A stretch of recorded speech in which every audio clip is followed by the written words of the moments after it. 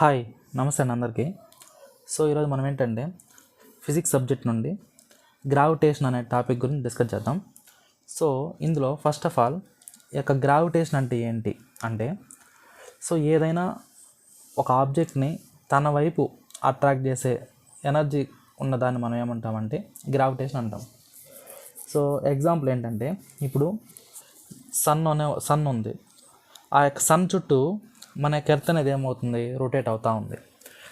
ఇక్కడ సన్కి ఎర్త్కి in between ఏముంది అంటే గ్రావిటేషనల్ ఎఫెక్ట్. అదేవిధంగా ఒక ఎర్త్ తీసుకుందాం. ఆ ఎర్త్ చుట్టూ మనకి ఏమవుతుందంటే ఇక్కడ మూన్ అనేది రొటేట్ అవుతూ ఉంది. ఇక్కడ ఏంటంటే ఎర్త్కి మూన్కి ఇన్ బిట్వీన్ కూడా ఏముంది అంటే ఇక్కడ మనకు గ్రావిటేషన్ అనేది ఉంది. ఆ విధంగా ఈ యొక్క సోలార్ సిస్టంలో ఆల్ ప్లానెట్స్ కానీ స్టార్స్ కానీ ఈ యొక్క గ్రావిటేషన్ ఎఫెక్ట్ వల్లనే అవి మనకు రొటేట్ అవుతూ ఉన్నాయన్నమాట. ఇక్కడ ఇంకోటి ఏంటంటే మనకు ఈ యొక్క గ్రావిటేషన్ అనేది ఇప్పుడు మనకేంటంటే ఈ యొక్క for example hydro electric power తీసుకోండి. ఈ యొక్క హైడ్రో ఎలక్ట్రిక్ పవర్లో వాటర్ ఫ్లో అనేది జరుగుతూ ఉంది. ఈ యొక్క వాటర్ ఫ్లో అనేది ఎలా మూవ్ అవుతుందంటే మనకు ఈ యొక్క బేస్డ్ అపాన్ ఈ గ్రావిటేషన్ ఎఫెక్ట్ వల్లే వాటర్ అనేది హై లెవెల్ టు లో లెవెల్ అనేది ట్రావెల్ అవుతుంది. దాని ద్వారా మనకు పవర్ అనేది మనం జనరేట్ చేసుకుంటున్నాం. ఇంకో విధంగా ఎలా చెప్పచ్చు అంటే ఈ యొక్క గ్రావిటేషన్ ఎఫెక్ట్ వల్లే మనం ఇక్కడ ఎర్త్ మీద మనం నివసిస్తున్నాము అంటే ఈ యొక్క అట్మాస్ఫియర్లో డిఫరెంట్ గ్యాసెస్ అనేవి ఉన్నాయి. ఈ గ్యాసెస్ అనేటివి ఎలా ఉంటున్నాయి అంటే మనకు ఈ యొక్క గ్రావిటేషన్ ఎఫెక్ట్ వల్లే ఉంటున్నాయి. ఈవెన్ ఇప్పుడు గ్రావిటేషన్ ఎఫెక్ట్ లేదు అంటే ఈ యొక్క ఆక్సిజన్ కావచ్చు, నైట్రోజన్ కావచ్చు, ఇవన్నీ మనకి ఏమవుతుందంటే ఈ గ్యాసెస్ అనేవి ఏమీ ఉండవు. ఈ గ్రావిటేషన్ ఎఫెక్ట్ ఉండడం వల్లే మనకు ఆల్ గ్యాసెస్ ఉన్నాయి. దాని ఎఫెక్ట్ వల్లే మనం ఏమవుతున్నాం అంటే వాటిని తీసుకొని మనం ఉండగలుగుతున్నాం. అదేవిధంగా ఈ యొక్క గ్రావిటేషన్ అనేది మనకు అట్మాస్ఫియర్లో గ్రావిటేషన్ అనేది ఉండదు. అట్లాంటి దగ్గరలో ఇప్పుడు కొంతమంది వెళ్తూ ఉంటారు, వ్యోమగాములు అంటారు కదా. అలాంటి వాళ్ళు అక్కడికి వెళ్ళి స్టే చేయాలి అంటే వాళ్ళకి ఫిజికల్గా మనం ఏం చేస్తారంటే సమ్ మెడికల్లో ఈ యొక్క గ్రావిటేషన్ అనేది వాళ్ళకి దాని మీద కొంత ట్రైనింగ్ అనేది ఇస్తారన్నమాట. అంటే గ్రావిటేషను లేకుంటున్నప్పుడు ఎలాగా ఏంటి అనేది ట్రైనింగ్ అనేది ప్రొవైడ్ చేస్తూ ఉంటారు. అదన్నమాట. ఇంకోటి ఏంటంటే ఈ యొక్క గ్రావిటేషన్ ఎఫెక్ట్ వల్లే మనకేంటంటే మనం కొన్ని శాటిలైట్స్ అనేవి పంపిస్తూ ఉంటాం. ఆ శాటిలైట్స్ అనేటివి వితిన్ ఆర్బిటాల్లో రొటేట్ అవ్వడానికి మనకేంటంటే ఈ యొక్క గ్రావిటేషన్ ఎఫెక్ట్ అనేది యూజ్ చేస్తామన్నమాట. ఫస్ట్ ఆఫ్ ఆల్ ఈ గ్రావిటేషన్ని ఫస్ట్ ఐడెంటిఫై చేసింది ఎవరు అంటే సర్ ఐజాక్ న్యూటన్ అనే సైంటిస్టు ఈ యొక్క గ్రావిటేషన్ గురించి ఐడెంటిఫై చేశారు.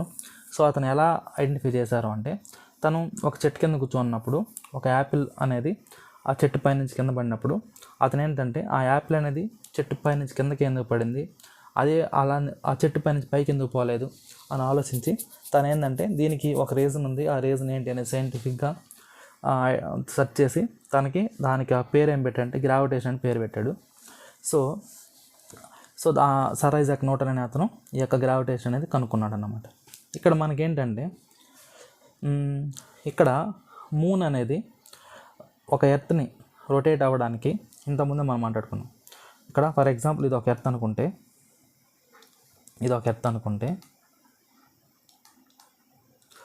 ఇక్కడ ఫర్ ఎగ్జాంపుల్ ఇది మూన్ అనుకుందాం.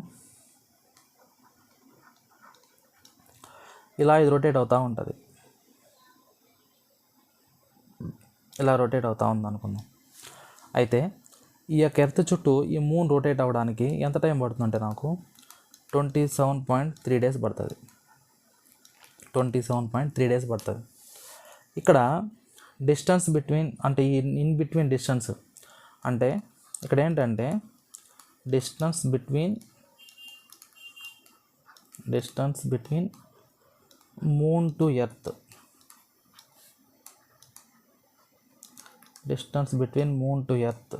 ఈజ్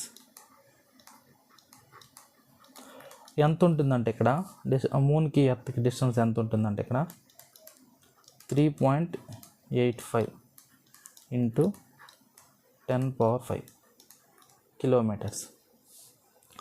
ఈ యొక్క డిస్టెన్స్ బేస్ చేసుకొని ఈ యొక్క సర్ ఐజాక్ న్యూటన్ అనే అతను ఏం చేశాడంటే యాక్సలరేషన్ అనేది కనుక్కున్నాడు. యాక్సలరేషన్ కనుక్కున్నాడు. ఆ యాక్సలరేషను ఈ యొక్క యాక్సలేషన్ ఎంత ఉందంటే ఇక్కడ మనకు 0.0027 meters per second square. So ఇదన్నమాట, అంటే యాక్సలరేషన్ అనేది అది. ఇక్కడ ఇంకోటి ఏంటంటే, ఇక్కడ న్యూటన్ అని అతను ఒక లా అనేది ప్రపోజ్ చేశాడు. ఆ లా అనేది ఎలా ప్రపోజ్ చేశాడంటే, అతను ఐడెంటిఫై చేసింది ఏంటంటే, ఇక్కడ ఈ ఎర్త్ మీద ఉన్న ప్రతి ఆబ్జెక్ట్ అనేది ఇంకొక ఆబ్జెక్ట్ని అట్రాక్ట్ చేస్తుందంట. ప్రతి ఆబ్జెక్ట్ అనేది, ఎర్త్ మీద ఉన్న ఎవ్రీ ఆబ్జెక్ట్ అనేది సమ్ అదర్ ఆబ్జెక్ట్ని అట్రాక్ట్ చేస్తుందంట.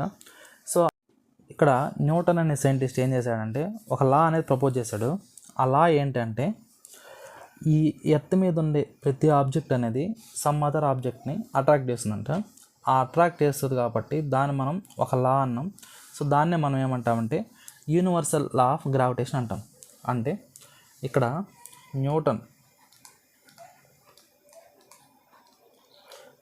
ఏం చేశాడంటే, న్యూటన్ అనే సైంటిస్ట్ ఏం చెప్తున్నాడంటే, every object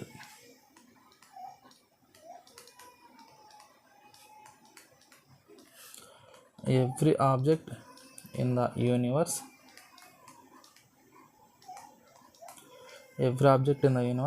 attracts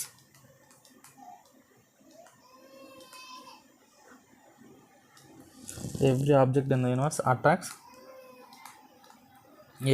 other object.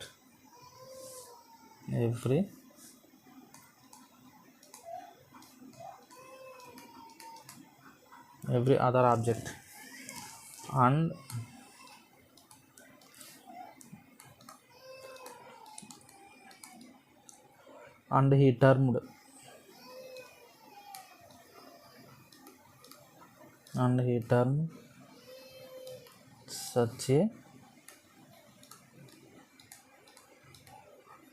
general force as the force of gravitation.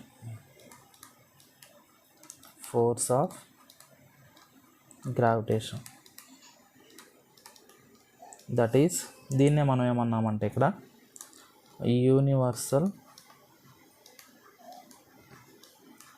Law of gravitation అన్నాం.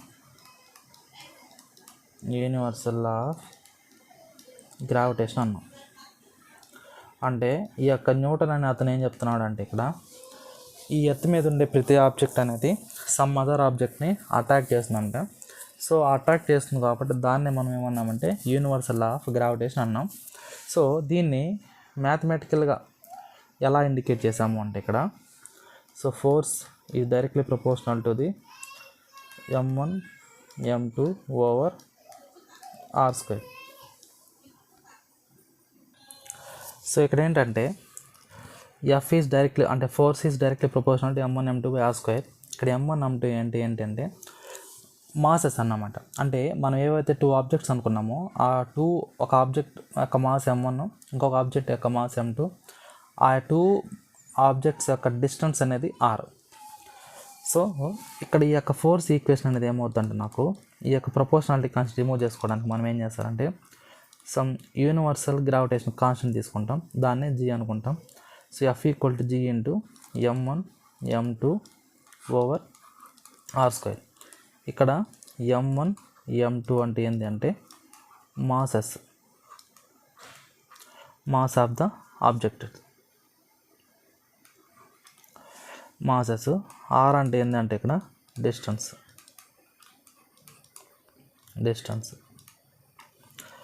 సో ఇక్కడ m అంటేనేమో మాస్, r అంటేనేమో డిస్టెన్స్. ఇక్కడ ఈ యొక్క ఫోర్స్ అనేది directly proportional to the mass, అదే ఫోర్స్ అనేది inverse relation to the distance. So ఇదన్నమాట. ఓకే, ఇక్కడ g అనేది ఏంటి అంటే ప్రపోర్షనాలిటీ కాన్స్టెంట్. దాన్నే మనం ఏమనుకున్నామంటే యూనివర్సల్ గ్రావిటేషనల్ కాన్స్టెంట్ అన్నాం. ఇక్కడ g అంటే ఏంటి అంటే, ఇక్కడ ఇందులో g అంటే ఏంటి అంటే proportionality constant.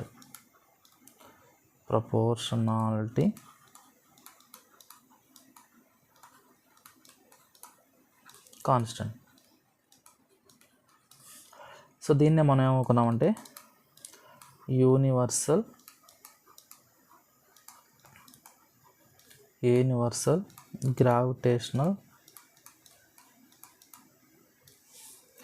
Gravitational constant. Okay, ఇప్పుడు ఈ యొక్క ఈక్వేషన్ ఏమవుతుందంటే, ఈక్వేషన్ అంటే ఏంది? యూనివర్సల్ లా ఆఫ్ గ్రావిటేషన్ అంటే force equal to G into m1 m2 over r². దీని నుంచి ఇప్పుడు నా G ఏమవుతుందంటే ఇక్కడ F into r² over m1 m2. దీని నుంచి ఇప్పుడు నాకు ఈ యొక్క యూనివర్సల్ గ్రావిటేషన్ కాన్స్టెంట్ యూనిట్స్ ఏమవుతాయంటే, జనరల్గా ఫోర్స్ అంటే ఏంది నాకు న్యూటన్. ఇక్కడ ఆర్ అంటే డిస్టెన్స్ మనం దేంతో మెజర్ చేస్తాం? కిలోమీటర్స్ ఆర్ మీటర్స్, కాబట్టి మీటర్స్ అనుకుందాం, కాబట్టి మీటర్². ఇక్కడ m1 అంటే ఏంది? మాస్ దేంట్లో ఉంటుంది? వెయిట్, కాబట్టి కేజెస్లో ఉంటుంది, కాబట్టి కేజీ ఇంటూ కేజీ². అంటే దీనికి యూనిట్స్ ఏమైనాయంటే ఇప్పుడు నాకు న్యూటన్ మీటర్² ఓవర్ కేజీ². సో దీన్నే ఇంకో విధంగా ఏం రాసుకోవచ్చు అంటే న్యూటన్ మీటర్² kg⁻². ఇదే నాకు యూనిట్ అవుతుంది. ఇక్కడ ఈ యొక్క యూనివర్సల్ గ్రావిటేషన్ కాన్స్టెంట్ యొక్క దీని వాల్యూ ఎంత అంటే నాకు ఇక్కడ 6.67 into 10⁻11 newton metre kg⁻². Okay, so ఇదన్నమాట. ఇప్పుడు యాక్సలరేషన్ డ్యూ టు గ్రావిటీ చూద్దాం. Acceleration due to gravity. So next ఏంటంటే acceleration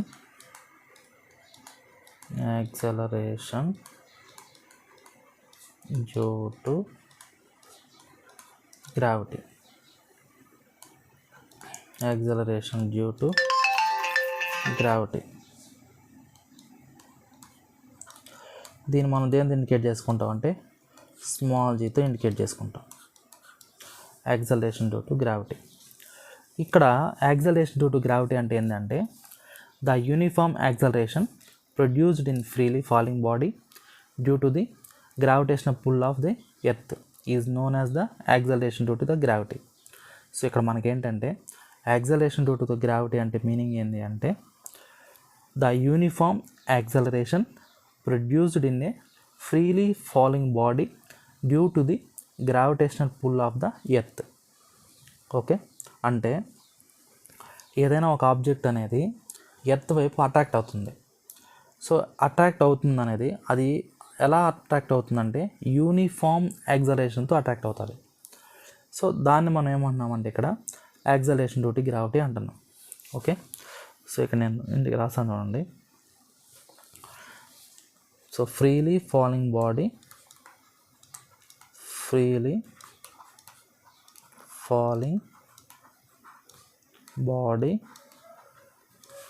due to gravitational pull.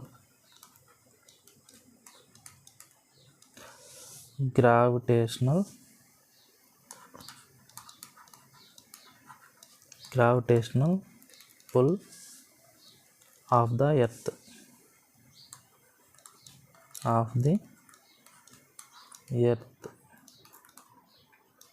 is known as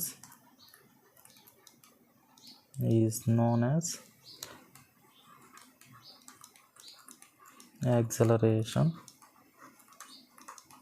due to gravity.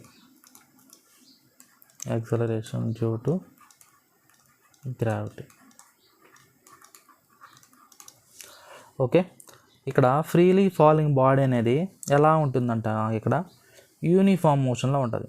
ఇక్కడ ఫ్రీలీ ఫాలింగ్ బాడీ అనేది ఏంటంటే నాకు ఇక్కడ యూనిఫామ్ యాక్సలరేషన్లో ఉంటుంది. ఇది యూనిఫామ్ యాక్సలరేషన్.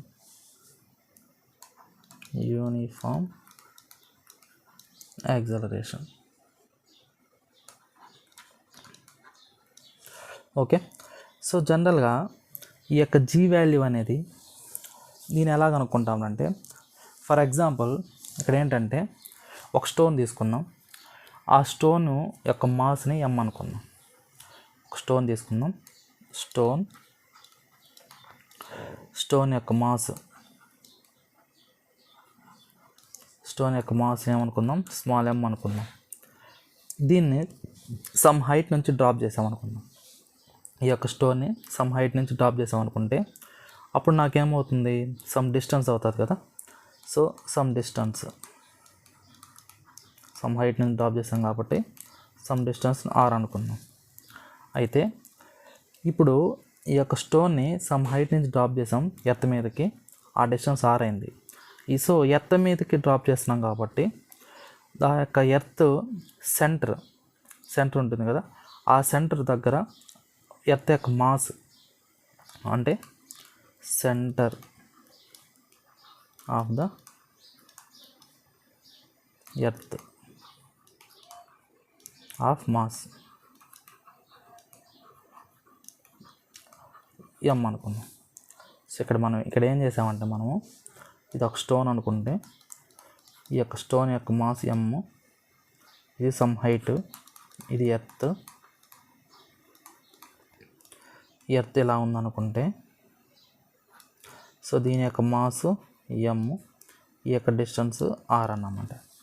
సో ఇప్పుడు ఈ ఇన్ బిట్వీన్ ఈ యొక్క స్టోన్కి ఆ యొక్క ఎర్త్కి మధ్య ఎగ్జిస్ట్ అయ్యే ఈ యొక్క యాక్సలేషన్ డ్యూ టు గ్రావిటీ ఎలా కనుక్కుంటామంటే, ఫస్ట్ మనకి ఇంతకుముందు నాకు ఈక్వేషన్ ఉంది కదా, universal law of gravitation of force equation.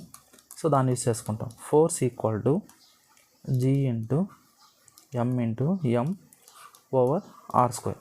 ఇక్కడ ఎమ్ అంటే ఏంది అంటే mass of the earth, small M అంటే ఏంది అంటే mass of the stone, R అంటే ఏంది అంటే distance between stone and the earth. So G అంటే ఏంది అంటే యూనివర్సల్ గ్రావిటేషనల్ కాన్స్టెంట్. ఇప్పుడు ఇది ఒక ఈక్వేషన్ అనుకుంటే, సో జనరల్గా మనకు according to Newton's second law of motion మనకేంటి, force is equal to mass into acceleration. దీన్ని ఇంకో విధంగా ఎలా రాసుకోవచ్చు, mass into gravitational constant. So ఇప్పుడు నాకు ఈ రెండింటిని ఈక్వల్ చేసాము అంటే సో నాకేమొస్తుంది, M into G equal to G into capital M small M over R square. దీని నుంచి స్మాల్ ఎమ్ క్యాన్సిల్ చేసుకుంటే ఇప్పుడు నాకు దీని నుంచి acceleration due to gravity equal to G into capital M over R square. అంటే ఈ యొక్క జీ వాల్యూ దేని మీద డిపెండ్ అవుతుంది అంటే నాకు ఇక్కడ universal law of gravitation constant and mass of the earth and the distance between the earth and as well as stone. So ఈ యొక్క ఫ్యాక్టర్స్ మీద డిపెండ్ అయ్యిందన్నమాట. ఇక్కడ ఈ యొక్క జీ వాల్యూ ఇక్కడ మనం తీసుకునే వీటిలో జీ వాల్యూ ఎంత ఉంటుందంటే ఇక్కడ నాకు G value 6.67 into 10⁻⁻11 newton metre square KG power -2, అది దాని యూనిట్స్. ఇక్కడ మాస్ ఆఫ్ ద ఎర్త్ ఎంత అంటే 6 into 10⁻24 KG mass of the earth. అదేవిధంగా రేడియస్ ఆఫ్ ఎర్త్ ఎంత అంటే 6.4 ఇంటూ 10⁻6 మీటర్స్. ఇదేమో రేడియస్, ఇదేమో మాస్ ఎర్త్.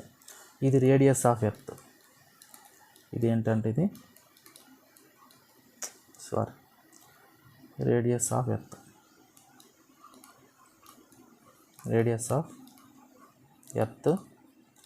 ఇది ఎర్త్ మాస్. ఓకే, ఇప్పుడు ఈ వాల్యూస్ అన్నిటిని మనం ఇందులో పై ఈక్వేషన్లో ప్లేస్ చేసామంటే అంటే G value, M value, R value place చేస్తే నా జీ వాల్యూ ఎంత వస్తుందంటే ఇక్కడ నాకు 9.8 మీటర్ పర్ సెకండ్ స్క్వేర్ వస్తుంది. ఇదేంది, ఇది ఎర్త్ వాల్యూ, ఎర్త్ మీద. ఈ యొక్క ఈక్వేషన్ బేస్ చేసుకొని అంటే ఈ యొక్క G equal to capital G into M by R square ఈ ఈక్వేషన్ యూజ్ చేసుకొని డిఫరెంట్ ప్లానెట్స్ యొక్క గ్రావిటేషనల్ కాన్స్టెంట్ మనం కనుక్కోవచ్చు అన్నమాట. ఏ ప్లానెట్ అయినా కావచ్చు. ఓకే, ఇప్పుడు ఇదే ఈక్వేషన్ యూజ్ చేసుకొని మనకు ఈ యొక్క జీ వాల్యూ ఈ జీ వాల్యూ మూన్ మీద ఎంత ఉంటుందంటే నాకు 1.67 మీటర్ ఫర్ సెకండ్ స్క్వేర్. ఇది ఎక్కడ ఉంటుంది? మూన్ మీద. సో మూన్ అంటే చంద్రుడి మీద జీ వాల్యూ ఎంత ఉంటుందంటే నాకు 1.67 మీటర్ ఫర్ సెకండ్ స్క్వేర్ ఉంటుంది. అదే జీ వాల్యూ సన్ మీద ఎంత ఉంటుందంటే నాకు 27.4 మీటర్ ఫర్ సెకండ్ స్క్వేర్. ఇది ఎక్కడ అంటే సన్. అంటే జీ వాల్యూ అనేది ఏమైంది ఇక్కడ ఒక్కొక్క దాని మీద ఒక్కొక్కలాగా చేంజ్ అయింది అన్నమాట. అంటే ఎర్త్ మీద ఒక వాల్యూ ఉంది, మూన్ మీద ఒక వాల్యూ ఉంది, సన్ మీద ఒక వాల్యూ ఉంది. సమ్ అదర్ ఏదైనా ప్లానెట్ తీసుకున్నప్పుడు దాని మీద కూడా మనకు ఈ వాల్యూ అనేది చేంజ్ అవుతూ ఉంటుంది. ఓకే, ఇప్పుడు ఈ యొక్క జీ వాల్యూ అనేది ఎర్త్ మీద ఏ విధంగా ఉంటుందో చూద్దాం. ఇప్పుడు మనకేంటంటే ఎర్త్ అనేది పర్ఫెక్ట్ స్పియర్ కాదన్నమాట. So G value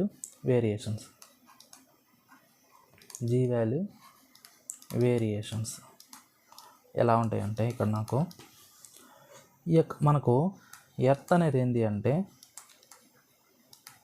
perfect spear కాదు.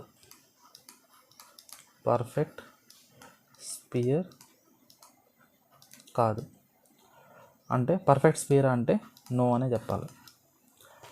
సో ఇది పర్ఫెక్ట్ స్పియర్ కాదు అన్నప్పుడు అంటే నాకు ఎలా ఉంటుంది? స్పియర్ అంటే జనరల్గా ఇలా ఉంటుంది. అంటే ఇక్కడి నుంచి ఇక్కడ తీసుకున్నప్పుడు ఈ రేడియస్ ఒకలాగా ఉంటుంది, ఇక్కడి నుంచి ఇలా తీసుకుని ఒకలాగా ఉంటుంది. అంటే ఆర్ అనేది ఇక్కడ నాకేమైంది? Not constant. అంటే రేడియస్, ఎర్త్ యొక్క రేడియస్ అనేది ఇక్కడ ఏమైంది? చేంజ్ అవుతూ ఉంది. ఇప్పుడు ఈ యొక్క ఎర్త్ దగ్గర ఇది ఫర్ ఎగ్జాంపుల్ ఇది ఒక ఎర్త్ అనుకుంటే, ఇది నాకు ఎర్త్ అనుకుంటే, సో ఈ పార్ట్ నాకేంది అంటే ఈక్వేటర్. ఇది నాకేంటి అంటే పోల్ అన్నమాట. అంటే నార్త్ పోల్, సౌత్ పోల్ అంటారు కదా, పోల్స్ ఈ రెండు. ఇక్కడ నాకేంటి అంటే ఈ యొక్క పార్ట్ దగ్గర అంటే ఈక్వేటర్ దగ్గర ఆర్ వాల్యూ ఎలా ఉంటుంది నాకంటే నాకు ఈక్వేటర్ దగ్గర ఆర్ వాల్యూ హైగా ఉంటుంది. ఆర్ వాల్యూ హైగా ఉంది అంటే నాకు ఈ యొక్క ఈక్వేషన్ బేస్ చేసుకొని ఇక్కడ నాకేంటి G=GM/r². అంటే ఈ యొక్క జీకి ఆర్కి రిలేషన్ ఎలా ఉంది? ఇన్వర్స్ రిలేషన్షిప్ ఉంది. కాబట్టి దీన్ని బేస్ చేసుకొని నాకు ఇప్పుడు నాకు జీ వాల్యూ ఏమవుతుంది? జీ వాల్యూ లో అవుతుంది. అదే నాకు అక్రాస్ పోల్స్ దగ్గర నాకు ఆర్ వాల్యూ ఎలా ఉంటుందంటే లోగా ఉంటుంది. అంటే తక్కువగా ఉంటుంది, వేరియేషన్ అవుతూ ఉంటుంది అని దాని మీనింగ్. ఇప్పుడు దీన్ని బట్టి నాకు జీ వాల్యూ ఎలా ఉంటుందంటే నాకు హైగా ఉంటుంది. ఓకే, సో అదన్నమాట. అంటే ఇక్కడ నాకు ఎర్త్ యొక్క రేడియస్ చేంజ్ అవుతూ ఉంది కాబట్టి ఆటోమేటిక్గా నాకేమైంది? Acceleration due to gravity value కూడా చేంజ్ అయింది. ఇంకో పాయింట్ ఏంటి అంటే అదే ఎర్త్ నుంచి ఇప్పుడు ఇది ఒక ఎర్త్ అనుకుంటే ఇక్కడి నుంచి నేను పైకి వెళ్ళే కొంది నాకేమవుతుందంటే ఈ యొక్క జీ వాల్యూ అనేది డిక్రీజ్ అవుతుంది.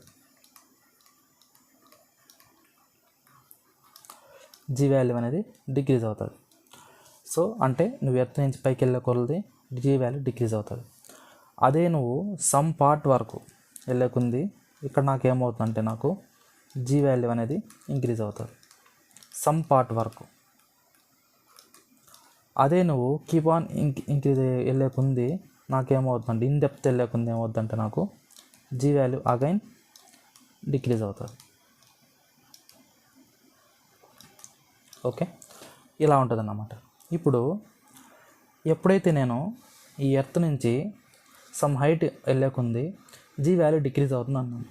ఈ యొక్క జీ వాల్యూ డిక్రీజ్ అయ్యేది దేని మీద డిపెండ్ అవుతుందంటే నాకు ఈ యొక్క G value some height H అనుకుంటే, సమ్ హైట్ అంటే ఎర్త్ నుంచి నేను సమ్ హైట్ వెళ్తే అప్పుడు నా జీ వాల్యూ ఎంత రిడ్యూస్ అవుతుందంటే దాని యొక్క ఒరిజినల్ వాల్యూలో నుంచి దాని యొక్క హైట్ ఎంత హైట్ అయితే వెళ్ళింది అంత height plus radius of the earth దీని మీద డిపెండ్ అవుతుంది అన్నమాట. ఓకే, అదే నాకు ఇక్కడ ఈ యొక్క ఎర్త్ సమ్ డిస్టెన్స్ వరకు నేనేం చెప్పాను, ఈ యొక్క జీ వాల్యూ అనేది ఇంక్రీజ్ అవుతుందని చెప్పినాను. అదే నాకు ఇంకా కీప్ ఆన్ ఎర్త్ లోపలికి వెళ్ళే కొద్ది నా జీ వాల్యూ ఏమవుతుంది, డిక్రీజ్ అవుతుందని చెప్పాను. ఈ యొక్క డిఫరెన్స్ ఎందుకు వచ్చిందంటే నాకు మాస్ ఆఫ్ ది ఎర్త్ మీద, ఈ యొక్క మాస్ ఆఫ్ ది ఎర్త్ వల్ల నాకు ఏమైందంటే ఈ యొక్క మాస్ ఆఫ్ ద ఎర్త్ దీనివల్ల నాకు ఏమవుతుందంటే ఈ యొక్క వేరియేషన్ అనేది ఉంది, జీ వాల్యూ అనేది వేరీ అవుతుంది. ఈ యొక్క మాస్ ఆఫ్ ద ఎర్త్ ఏమైందంటే నాకు ఇక్కడ సో 4/3 పై r³ ఇంటూ రో. ఇక్కడ రో అంటే ఏంటి అంటే average density of earth, average density of earth, average density of earth. So ఈ యొక్క రీజన్ వల్ల నాకేమవుతుందంటే నాకు ఇక్కడ ఈ యొక్క జీ వాల్యూ అనేది ఎర్త్లో సమ్ పార్ట్ వరకు ఏమో ఇంక్రీజ్ అవుతుంది, సమ్ పార్ట్ వరకు ఏమో డిక్రీజ్ అవుతుంది. ఇక్కడ సమ్ పార్ట్ వరకు డిక్రీజ్ అవుతుంది అన్నాను కదా. సో ఆ డిక్రీజింగ్ అంటే జీ వాల్యూ ఆ డిక్రీజింగ్ దేని మీద డిపెండ్ అవుతుందంటే నాకు జీ ఇంటూ 1 - d/r అంటే ఎంత డెప్త్ అయితే వెళ్తున్నామో ఆ డెప్త్ మీద రేడియస్ మీద డిపెండ్ అయి ఉంటుంది అన్నమాట. అంటే ఈ యొక్క ఈక్వేషన్ యూజ్ చేసుకొని జీ వాల్యూ ఎంత డెప్త్కి వెళ్తే ఎంత రెడ్యూస్ అవుతుంది అనేది కనుక్కుంటాం. అదేవిధంగా ఈ ఈక్వేషన్ యూజ్ చేసుకొని మనం ఏం చేస్తామంటే ఎర్త్ పై నుంచి ఎంత డిస్టెన్స్ పైకి వెళ్తే నాకు ఎంత డిక్రీజ్ అవుతుంది జీ వాల్యూ అనేది ఐడెంటిఫై చేయడానికి ఈ 2 ఫార్ములాస్ మనం యూజ్ చేసుకుంటాం అన్నమాట. ఓకే, ఇప్పుడు ఓవరాల్గా మనం ఏం చేస్తారంటే ఇక్కడ ఈ యొక్క ఈక్వేషన్లో చూడండి, ఎప్పుడైతే నాకు ఈ రేడియస్ ఈ డెప్త్ రెండు ఈక్వల్ అవుతాయి ఆటోమేటిక్గా నాకు ఏమవుతుంది, టోటల్ వాల్యూ 0 అయిపోతుంది. ఓకే, అదన్నమాట. ఇక్కడ ఏ ఫ్యాక్టర్స్ ఎఫెక్ట్ చూపిస్తాయి అంటే ఇక్కడ చూడండి ఈ యొక్క జీ వాల్యూని ఎఫెక్ట్ చేసే ఫ్యాక్టర్స్ ఏవే ఉన్నాయి. సో ఎఫెక్ట్ ఆఫ్ జీ అంటే ఈ జీ వాల్యూ అనేది ఏ విధంగా ఎఫెక్ట్ అవుతుంది అంటే ఫస్ట్ హైట్ తీసుకుందాం. ఫస్ట్ హైట్ తీసుకున్నప్పుడు ఈ హైట్ అనేది పెరిగే కొంది నాకేమవుతుంది, హైట్ అనేది పెరిగే కొంది ఈ జీ వాల్యూ అనేది ఏమవుతుంది, డిక్రీజ్ అవుతుంది. ఎర్త్ నుంచి హైట్ పెరిగే కొంది నాకేమవుతుంది, ఆటోమేటిక్గా జీ వాల్యూ డిక్రీజ్ అవుతుంది. నెక్స్ట్ సెకండ్ కేసు ఏంటి అంటే డెప్త్, అంటే ఎర్త్లో డెప్త్. సో డెప్త్ ఇంక్రీజ్ అయ్యే కొంది కూడా జీ వాల్యూ నాకేమవుతుందంటే డిక్రీజ్ అవుతుంది. ఓకే, నెక్స్ట్ థర్డ్ కేసు ఏంటి అంటే at the poles. So at the poles, so already ఈ పాయింట్ చెప్పాం. ఎట్ ద పోల్స్ అన్నప్పుడు జీ వాల్యూ ఎలా ఉంటుంది, నాకు మ్యాక్సిమం ఉంటుంది. నెక్స్ట్ అదే at the equator. At the equator అన్నప్పుడు ఇక్కడ నా జీ వాల్యూ ఏమవుతుంది, మినిమం ఎగ్జిస్ట్ అవుతుంది. నెక్స్ట్ ఇదే నీకు ఈ జీ వాల్యూ అనేది సమ్ లోకల్ కండిషన్స్ కూడా ఎఫెక్ట్ చూపిస్తాయి అన్నమాట. అంటే ఆ యొక్క జీ వాల్యూ అనేది ఎలా ఉంటుంది అంటే స్లైట్ వేరియేషన్ అనేది ఉంటుంది. ఆ లోకల్ కండిషన్ అంటే ఏవే వస్తాయంటే మనకు జియలాజికల్ డిపాజిట్స్ కావచ్చు, మ్యాసివ్ కాంక్రీట్ బిల్డింగ్స్ కావచ్చు, టోపాలజీ కావచ్చు, ఇలాంటివి కూడా నాకు ఏమవుతుందంటే నాకు జీ వాల్యూని మనకు చేంజ్ చేస్తాయి అన్నమాట. ఇక్కడ ఇంకోటి ఏంటి అంటే మాస్ అండ్ వెయిట్. అంటే మాస్ అండ్ వెయిట్ అనేది ఎలా ఎఫెక్ట్ చూపిస్తే చూద్దాం. Mass and weight, mass and wait.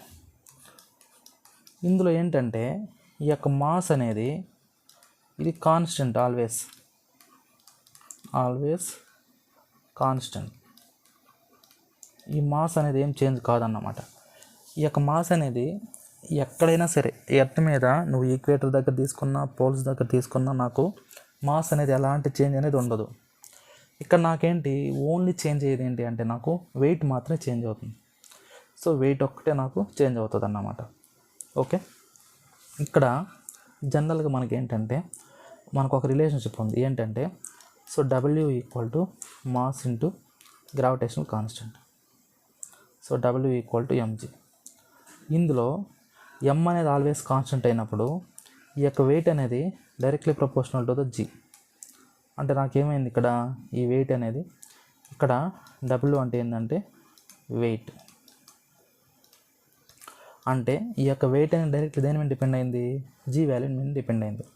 ఈ జీ వాల్యూ అనేది ఎలా అయితే డిఫరెంట్ కండిషన్స్గా చేంజ్ అవుతుందో సేమ్ నాకు వెయిట్ కూడా చేంజ్ అవుతుంది అన్నమాట. అంటే ఇక్కడ నాకు జీ అనేది వేరీ అవుతుంది. సో ఇక్కడ నా జీ వేరీస్ దేని బట్టి వేరీ అవుతుంది, నాకు దాని యొక్క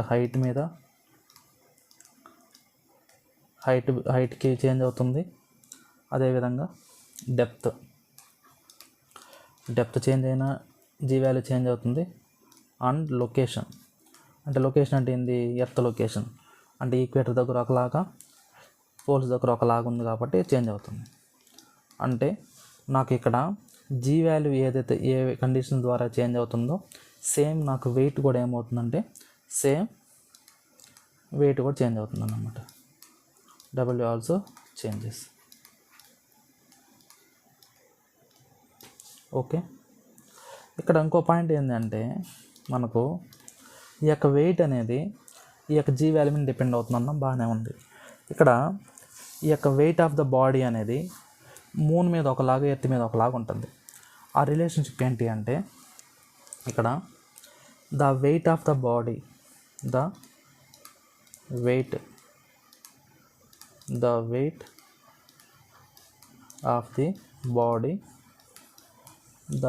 of the body is the weight of the body on the moon. The weight of the body on the moon is equal to the 1/6 of the weight of the moon, weight of the earth. అంటే weight of the earth అంటే ఇక్కడ మనం గుర్తుపెట్టుకోవాల్సింది ఏంటంటే ఈ earth మీద ఎంత wait అయితే ఉంటుందో అదే మూన్ మీదకి వచ్చేసరికి 1/6 పార్ట్స్ తగ్గిపోతుంది అన్నమాట. సో ఇదన్నమాట రిలేషన్. అంటే మూన్ మీదకి ఎర్త్ మీదకి ఉన్న రిలేషన్ ఏంటి అంటే so the weight of the body on the moon equal to 1/6 of the weight of the body on the earth. So దీని బేసిస్గా మనకి ఏమవుతుందంటే నాకు వెయిట్ అనేది చేంజ్ అవుతూ ఉంటుంది. ఓకే, సో ఇప్పటి వరకు మనం ఏంటంటే గ్రావిటేషన్ గురించి చూసాం. ఆ గ్రావిటేషన్లో యూనివర్సల్ లా ఆఫ్ గ్రావిటేషన్ అంటే ఏంటి, సో దాన్ని మనం ఎలా కనుక్కుంటాం, జీ వాల్యూ అంటే ఏంటి, యాక్సలరేషన్ టు గ్రావిటీ అంటే ఏంటి, సో దాన్ని ఎలా కనుక్కుంటాం, దాని వాల్యూ ఏంటి, దాని ఏ కండిషన్స్ ఎఫెక్ట్ చూపిస్తాయి, ఇవి చూసాం. సో నెక్స్ట్ క్లాస్లో ఏంటంటే ఈ టాపిక్ సంబంధించి సమ్ ప్రాబ్లమ్స్ అనేది డిస్కస్ చేద్దాం. సో ఆ ప్రాబ్లమ్స్ చూసినప్పుడు మీకు ఏమవుతుందంటే ఈ కాన్సెప్ట్ అనేది అప్పుడు మీకు ఇంకా క్లారిటీ వస్తుంది అన్నమాట. సో ప్రాబ్లమ్స్ చూడకుంటుంటే మనకు క్లారిటీ రాదు.